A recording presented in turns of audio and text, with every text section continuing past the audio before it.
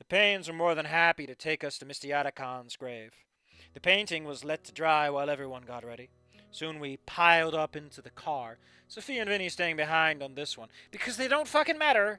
The women and children can go fuck themselves for emotional moments. Inco literally Zenkai boosted himself to E4 Enon. Now, the term you're looking for is Toriyama handjob. Which is when a character gets a big fat boost that doesn't come from anywhere other than, oh no, I need him to be here now. Getting there is going to take a little too long. Guess we'll just take the fast lane. And I called it a Toriyama handjob because Plague of Gripes is great with words. It was a quiet trip. Even Damien was quiet. They both knew how much this trip meant. What it meant. That's why they're great family. We were visiting the grave of our old teacher, our old mentor. And we had St. Randy and St. Damien here to usher us along. We collected ourselves, and Olivia carefully carried the covered painting as we crossed the cemetery grounds. We had talked to Mr. Ferris well in advance to know where he had been buried, so finding it was no trouble. We found it. We found him. Damien and Randy held back, giving us our space, and Olivia and myself broke off ahead. We approached the headstone. Just before it, Olivia slid herself out of a wheelchair while I waited to the side with the covered painting. When she was ready, she took it back. She peeled the cover away from it and held it. I could finally see the completed product and was struck with its beauty. It was the fountain, perfectly represented. I could see all the fine details, and they were seared into my mind even now from the photo session. The fountain itself, the water shooting from it, the stones and landing. Wait! You just talked about this earlier in the chapter! Why are we just... Like, I get what you're going for, but it doesn't rhyme. Like, I get... Here's the thing, right? Cleverer writing, and I hope he fucking does, is that he points out, that's everything I took a picture of. She used my Pikachus. You know, because they're a couple. The trees that protected it and the landscape beyond. It just feels like Inco's like, ah man, all my pictures are in the painting. They better follow up on this, so that's lame. You missed it. You missed another chance, just with the fucking notepad. It was painted as though it was winter. It doesn't snow in the tropics! You specifically said it was weird. The core game doesn't. The core game doesn't seem to really fucking care. But, Jesus, what are you doing? White touched of the upward surface. Like, has Iadakan ever seen it snow? Ugh.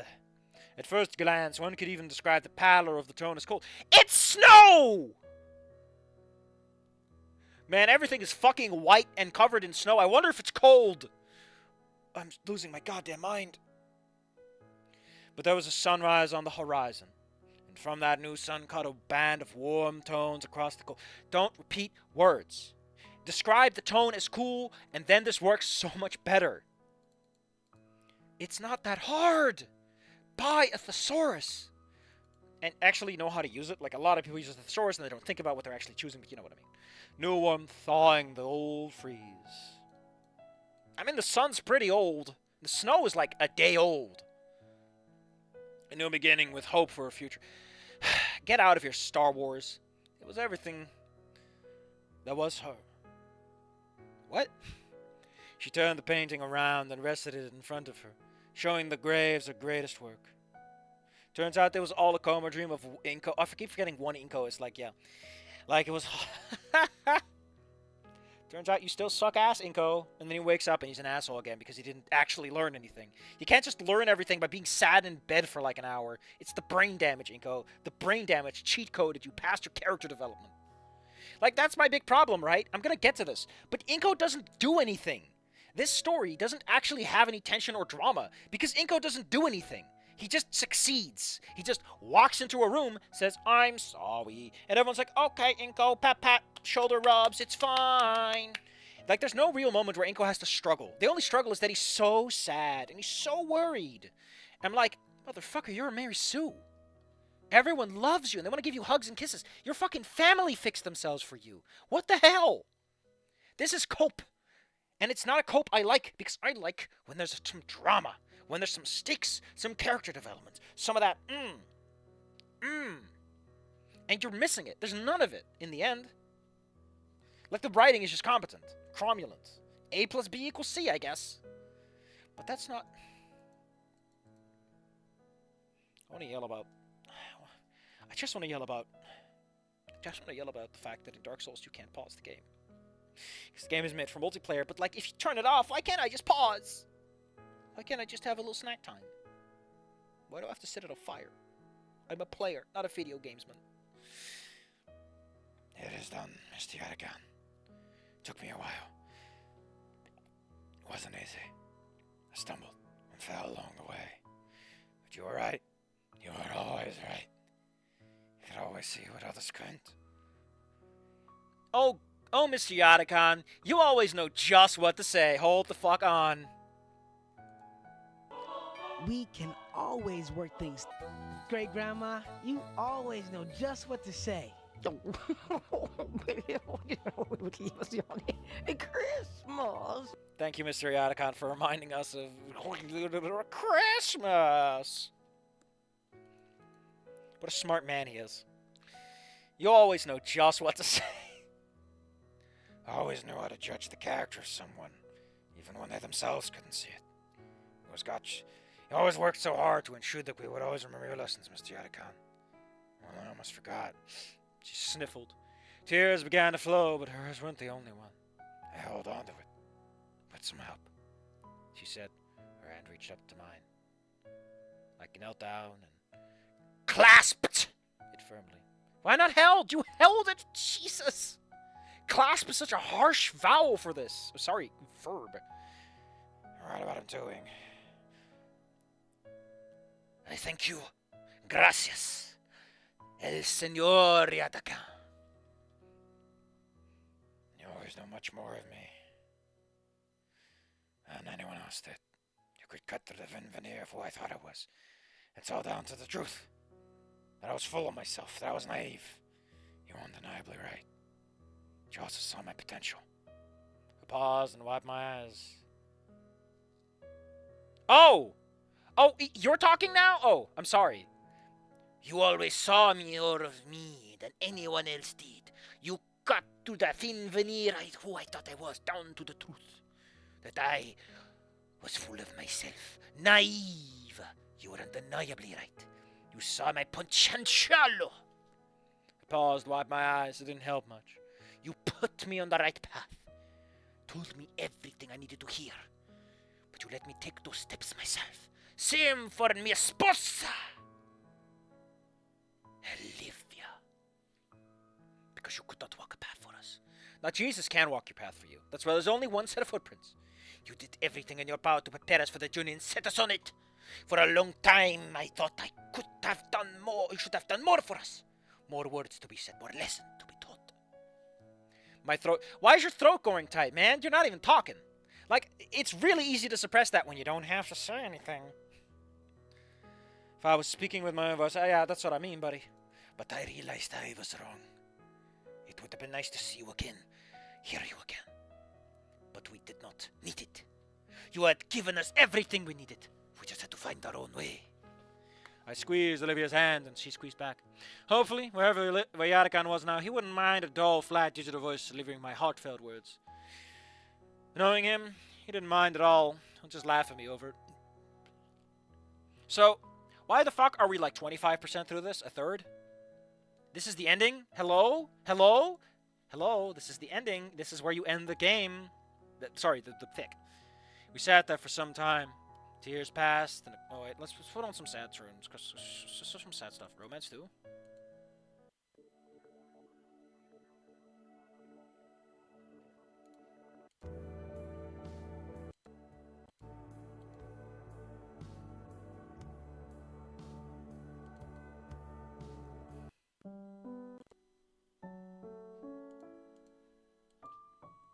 We sat there for some time. Tears passed and a calm, lightened quiet took over. A little longer and Olivia squeezed my hand once again. You good? You good? I nodded. Ah. She nodded back. She draped the cover over her painting.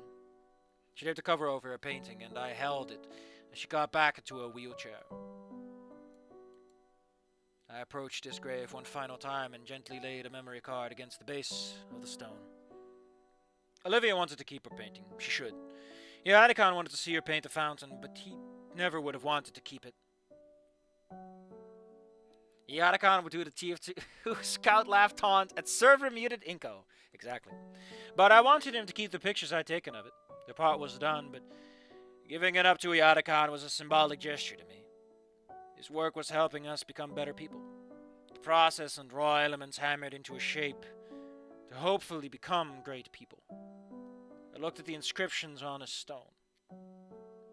I like how you say the stone instead of his stone. It's his stone, man! His teachings will continue into the new generation. The video I took were also raw elements hammered at... Oh my fucking god, are you one of those... Inco, photography is an art form as much as painting. Shut up! That's... Maybe it was cheesy. Maybe it was lame. Maybe it didn't even make a lot of sense. But to me it felt important. So Iadakan could keep them. I rose from his stone, returned to Olivia's side. We held there for a moment longer, each of us quietly saying our goodbyes. And then, we left. Thank you, Mr. Iadakan.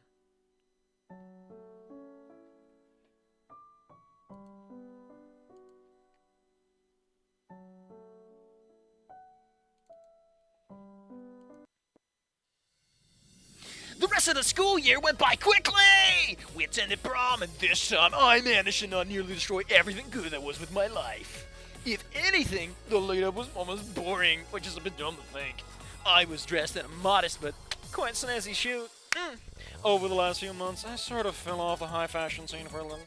I still liked looking good, of course, but I also wasn't spending $600 on socks and $2,000 on jackets. Listen to Amy and they look great, same as they did on the night of the formal. I was happy to override those memories with happier ones, and as far as what I could tell, they were having a blast. Olivia was drop-dead gorgeous, and she worked with Sophia to craft a hell of a dress with accessories to match. She looked like downright royalty to me. Ending for anyone? Delicious! We feasted, we talked, and Ben was there, of course. Olivia and myself spent some time making small talk. He and Mia were doing decently enough. Apparently she had plans to become a certified mechanic and maybe eventually open her own side business. Ben hadn't even settled on what he wanted to do, but he was adamant on taking this as Mia's side. We seemed happier in the last few months of the year. Whether it was because of the friction down between me and the entire student body faculty, or if he knew that at least one other confidant in life in me, he seemed happier. Yeah, you just said that. And even if we never see eye to eye on everything, this still made me happy too. Olivia got her dance. Well, dances. In fact, I think she got several years worth of dances out of me all that night. The second we finished eating, she pulled me to the dance floor and we went to town. Even listened to Amy and had taken a break in the middle, but Olivia's eyes told me that if we stopped, she'd break me. The slow dances came and Olivia... Okay, the problem I have with this, right, is it's like, oh no, thank you, Mr. Iadakan. And then it's like, rocket speed! The school goes so quick. Whoa! I was dressed in a suit. Like, the problem is, this is why, after a scene like this, you have a moment where they walk back up and they go, hello, and they shake hands, and they're like, man, that was sad. And he's like, but we still have the rest of the year to look forward to. You need to tone shift this man. You have to shift gears. You have to have them walk back, and then Damien's like, but we got the rest of the year to make new memories and have prom, you know? But no. We're just at fucking prom. The tonal whiplash hurts my neck. Ugh. Oh. Shit, man. It's not that hard. Fair enough. The slow dances came and Olivia had a pleased look in her eye. They began slow bobbing back and forth, which she slowed. So, this is, Oh, we're doing this?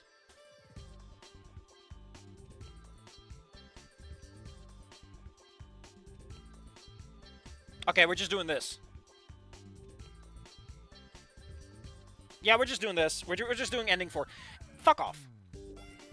Fuck off. The entire point here is that it's E for Olivia. Is like, you know, asserting some like, I'm not letting this disability take control over me. That's what the point is. And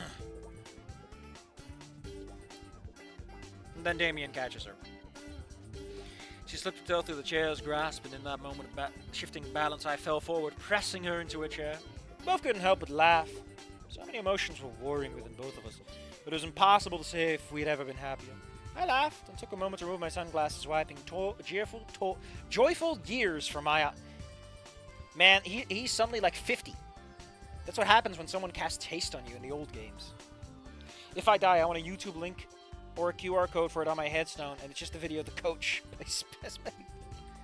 Hey, you know, I'm sure QR codes will pick up eventually. Christian Church can suck it. I laughed. Okay. I'm exhausted. Thrilled. She really went that far. For us. The short remaining time at prom went by quickly. The limo we rented dropped Liz and Damien off at the Paynes first. Then took me and Olivia to my place. My whole body ached, but it had been the most fulfilling nights of my life. Looking at the steady smile on her face, Olivia agreed. I gently pushed her into my house, her tail quivering as it was wrapped around my wrist. She had pushed it hard and was paying for it now. I don't think she regretted it at all. The lights were off. Why is this here? Why is this is so ominous? I don't think she regretted it at all. The lights were off. I wheeled us into the kitchen and found a note in the kitchen island. Mom and Dad took the opportunity of prom to have a date out of their own. Fuck off. I don't know what you're trying to do here. Then I wheel her. I like how you wheel us, but then you wheeled her. Which one is it, buddy? Toward the couch and grabbed the bag of PJs and toiletries.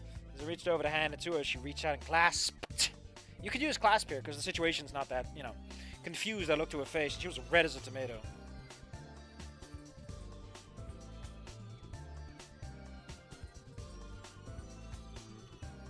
Oh no. They're having sex. Ew. Ew. Ew. I was nervous. Okay, nervous was an understatement. I was an emotional wreck. Oh wait, well, let's put on something different.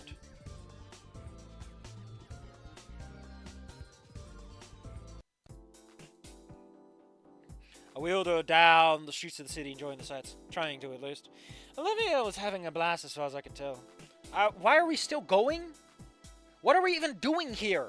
This entire scene is just so they could have sex and have Olivia do the thing. That's all that did. What are we doing? Where are we going? I'm getting a little confused.